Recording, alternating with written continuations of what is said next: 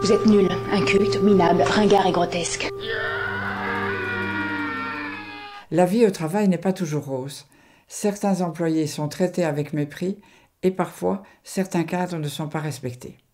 C'est le psychologue humaniste Maslow qui a établi une liste des besoins fondamentaux de l'être humain.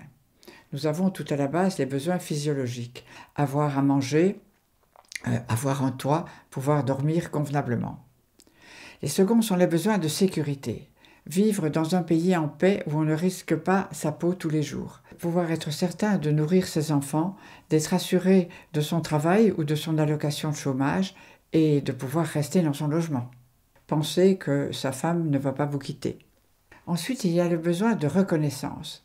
C'est tellement important d'être vu, de ne pas être considéré comme un meuble devant lequel on passe sans se retourner. Et le besoin aussi d'être estimé pour son travail ou pour ce qu'on est. Les besoins d'appartenance, faire partie d'une communauté, d'un groupe, d'une association, et évidemment d'une famille, c'est essentiel à l'être humain. Et c'est aussi ce qui rend tellement malheureux les immigrés et les réfugiés, c'est qu'ils ont dû quitter tout ce qui était leur racine, et tant qu'ils n'auront pas retrouvé un autre groupe où s'intégrer, ils seront malheureux. Enfin, il y a les besoins de réalisation.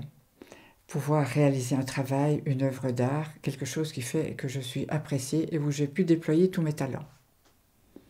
Et tout à la pointe du triangle, nous avons les besoins spirituels.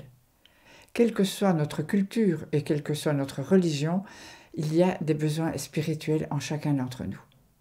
Lorsque l'un ou l'autre de ces besoins ne sont pas satisfaits, la personne ne se sent pas heureuse. Et c'est souvent cela qui est à l'origine des conflits. C'est ce que nous allons voir dans la scène suivante où un employé a le courage d'aller confronter sa chef de service. Madame, puis-je vous parler un peu au sujet de mon travail? Mais certainement, monsieur.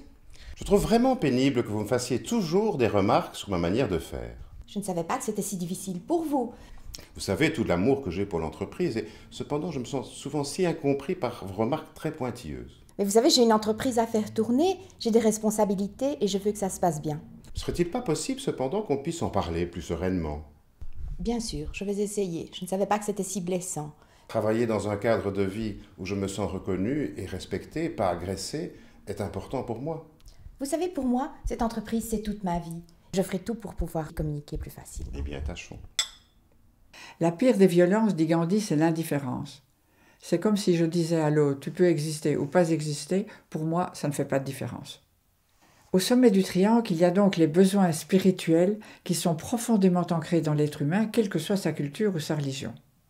L'homme n'a pas seulement besoin de pain, mais de la parole de Dieu. C'est une parole positive, qui ne crie pas, qui n'élève pas la voix, qui ne brise pas le roseau froissé et qui n'éteint pas la mèche qui faiblit. Cette parole est dynamique, elle invite à l'amour.